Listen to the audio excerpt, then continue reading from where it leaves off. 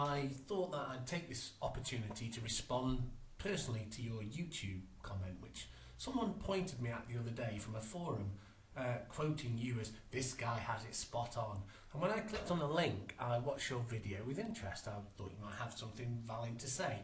I'd have to say that what I saw in your little video clips was a collection of nonsense at best. And so now I thought it's only fair that I use YouTube as well to reply to you. So let's just think about what you've said in the video clip that I responded, where you start, "I'd like to say something about Islam, if I may." Okay, the first thing you start with is that that religion was a very dormant thing in the UK until Muslims came along and started burning books. Well, no mate, I'm afraid you're wrong. Religion wasn't a dormant thing in the UK and has probably never been a dormant thing in the UK.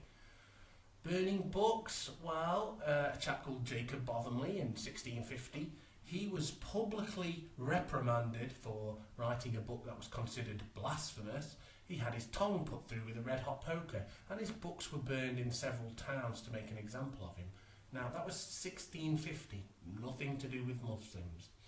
As I remember, King Charles I was deposed by a Puritan. I think he had his head cut off as well. Can you remember that? Yeah. Also, King Henry VIII, didn't he have a little spat with the Catholic Church? Yes, ended up forming his own church, the Church of England. So I hardly think that you could say religion was dormant. Other examples would be Clifford's Tower in York. Yes, that's right. Wasn't that the place where hundreds of Jews were burned in the tower by Christians and people going off to the Crusades? That was about the 12th century, 11 something.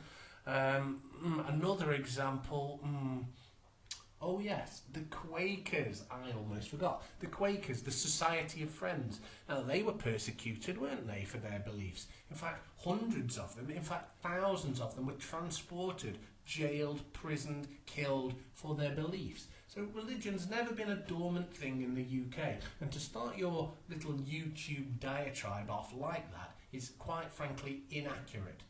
If you're using the internet to spread your message, the least you could do is maybe Google and just make sure that what you're going to say is correct, okay? Let's have a look at what else you say.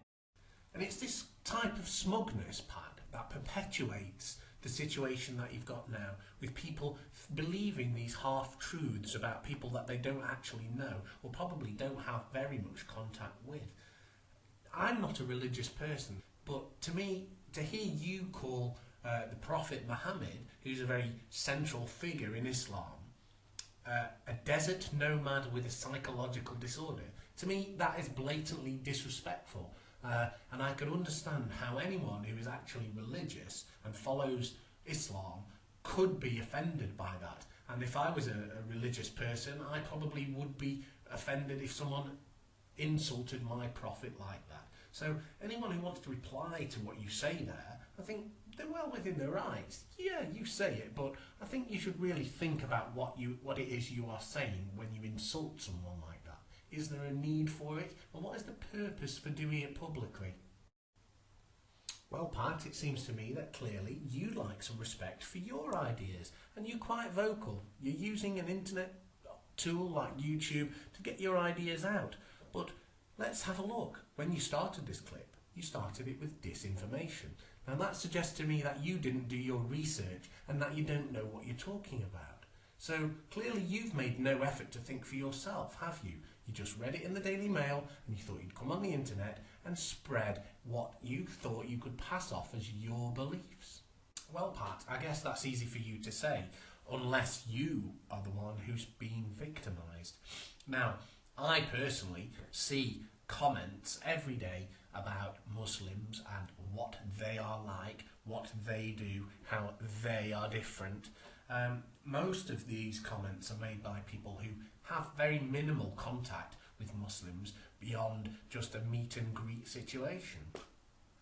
What I should say is, have you been blind to the mosque burnings, the attacks on mosques, the instances of where women have had their headscarves pulled from them in the street, being verbally abused in the street?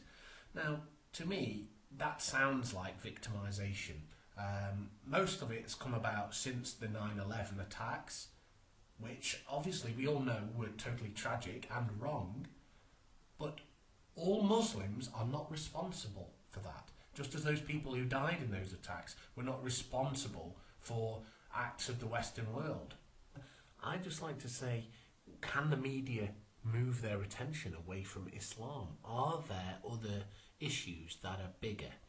To me, we've got problems with Russia, there are problems in Zimbabwe, there are problems in Israel, there are problems with Darfur. All of these seem to be getting pushed to one side so that we can have a go at Muslims. This is not Muslims, this is a few radical clerics and their followers. So let's point that out and not demonise all Muslims, thus pushing them further away from the general populace.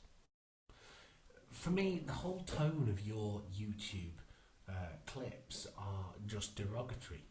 As far as I'm concerned, I don't really know why women would want to cover their face. But if that is their choice or their belief, then it has to be respected as far as I'm concerned.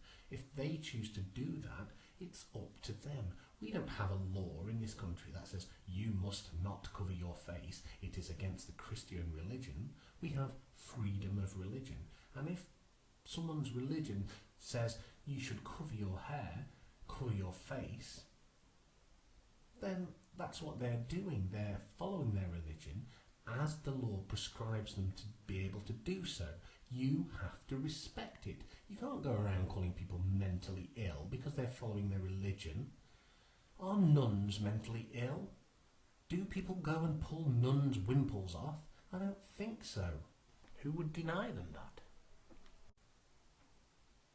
Now, a good example of this is a few months ago I went on a school trip and I was lucky enough to be sharing the responsibilities with a young Muslim teaching assistant, and I was curious about Islam. I don't know that much about it, so I asked her, why do you wear the headscarf and what's its proper name? And she told me this one was called hijab, and I asked her, are you forced to wear it through your religion or do you choose to wear it? And she told me that her family don't force her to wear it, and they don't force her to wear any kind of Islamic dress. It was her choice. She told me that when she was younger, she lived a very Western lifestyle.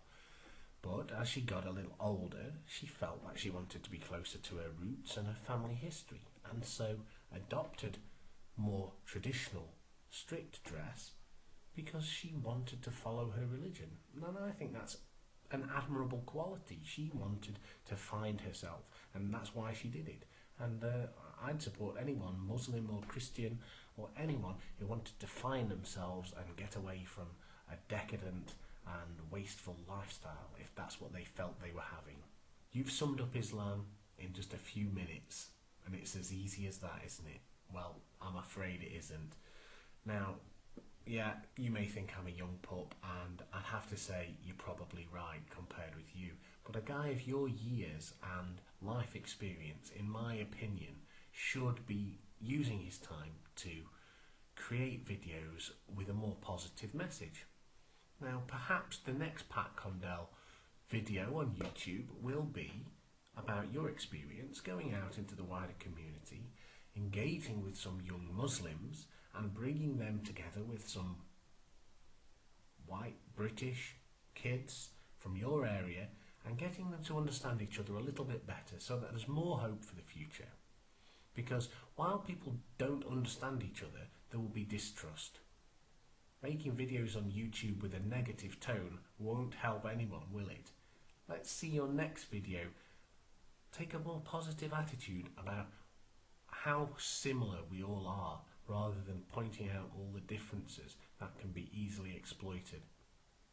Thanks, Pat. I really enjoyed the chance to respond to you. Hope we get a chance to do it again with a more positive slant. Peace, man.